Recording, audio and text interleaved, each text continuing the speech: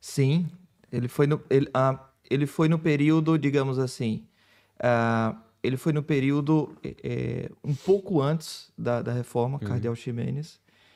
Isabel de Castela, né, esposa de Fernando de Aragão, uhum, eles foram um dos primeiros a impor com forma mais rígida a Inquisição espanhola e depois se estendeu da portuguesa. uhum, Eles praticaram com mais veemência o movimento de contra-reforma, é, mas as tentativas dela de reforma não era para dividir a igreja, era porque ela entendia que a igreja tinha problemas morais muito grandes. uhum, Os reformadores protestantes, digamos assim, eles não davam ênfase só na questão moral, coisa que eh, a tentativa de reforma espanhola tinha, mas eles davam ênfase teológica também. E eles acreditavam que o problema moral na Igreja Católica, padres com filhos bastardos e coisas assim, esse problema só existia porque era uma aplicação de uma teologia ruim, uhum. não é? E eles foram no ponto da questão,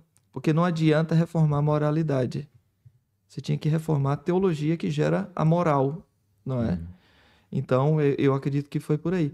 E claro, né, depois isso sai da Alemanha, a gente está mesmo aqui falando muito da Alemanha, mas isso vai para a Suíça, tanto francófona como de fala alemã, depois sobe para as Ilhas Britânicas também, Mas não isso é? para a gente ver que essas ameaças à hegemonia católica, ela estava espalhada, né? Porque às vezes a gente pensa assim, tá muito concentrada numa região, mas não, porque a gente tinha na Inglaterra, tinha o Wycliffe, John Hus na região da Boêmia, Sim, atual, Praga, Praga, né? Atual República Tcheca. Ximenes na Espanha. O Tyndale era Inglaterra. Inglaterra também. Ou na Itália, O Savonarola Savonarola na na Itália. Itália, na região de Florença. Então, quer dizer, a gente tinha em várias regiões da Europa, alguém ali se levantando, né, uma voz um pouquinho mais forte, ainda que com menos expressão, como tu falaste, mas alguém com mais proeminência falando alguma coisa. Então, quer dizer, já estava despertando a necessidade de uma mudança, né? Até Exatamente. que Lutero acaba promovendo aquilo, né? Em 1531. Agora, o ponto aqui, em 1517, agora o ponto aqui que eu ia te perguntar é, esse evento da reforma, ele foi realmente impactante a partir de Lutero ou com as pessoas que vieram depois de Lutero? Eu acredito que Lutero foi o homem da coragem, não é? Uhum, Lutero, ele foi a pessoa, digamos assim, ele foi um estopim, né? Ele foi o estopim mesmo. Agora, os desenvolvimentos, o amadurecimento do que Lutero começa é aquilo que vai consolidar mesmo a reforma, não é?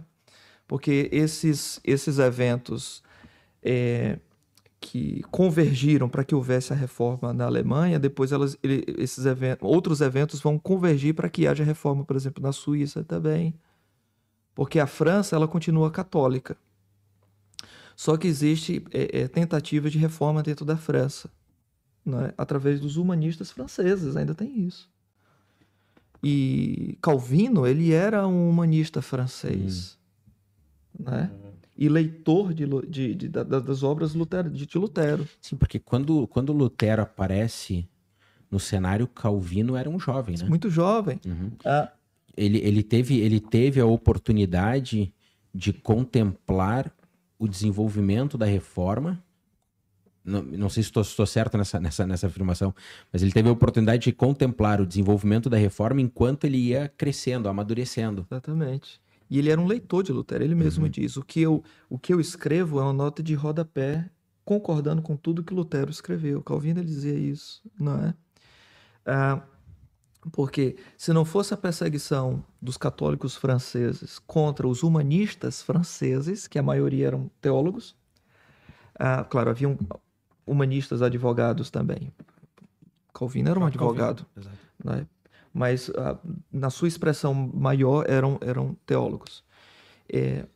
E não houvesse a perseguição contra eles, então Calvino não teria saído da França uhum, e não teria tentar encontrar lugar para fugir da perseguição em Estrasburgo. E para ele chegar lá, ele tinha que passar por Genebra, onde estava Guilherme Farel já começando ventos de reforma lá também, né? Portanto, tudo isso daí convergiu também. Né?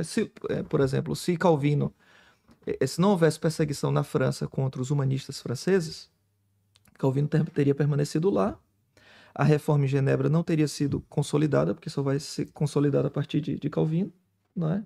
E está tudo bem. Ou se Calvino ele tivesse saído perseguido o que aconteceu da França e tivesse conseguido chegar em Estrasburgo sem passar por Genebra, não haveria também a reforma em Genebra, pelo menos não através dele. Deus usaria de outros meios, talvez.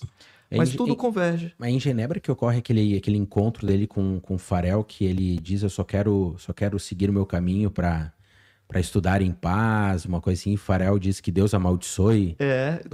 Como é que é esse evento? Exatamente. Ele sai fugido da França. Calvino ele não era genebrino, né? Ele era francês. E ele sabe que aquela rota comum e mais curta para chegar em Estrasburgo, há perseguição no caminho também. Então ele dá uma volta, passa por Genebra. Farel sabe que João Calvino está lá, né? João Calvino já tinha feito, era um humanista, ele já tinha feito uma edição, né? Notas de estudos nas obras de Sêneca, né? Tudo isso, né? De Cícero. Então, o Calvino era muito conhecido já naquela época. E Farel diz, olha, eu não acredito que o João Calvino está passando por aqui. Né? Vou convidá-lo para a gente conversar. E ele começa a falar, olha, nós queremos fazer aqui em Genebra o que Lutero tentou fazer lá e conseguiu, queremos fazer aqui também.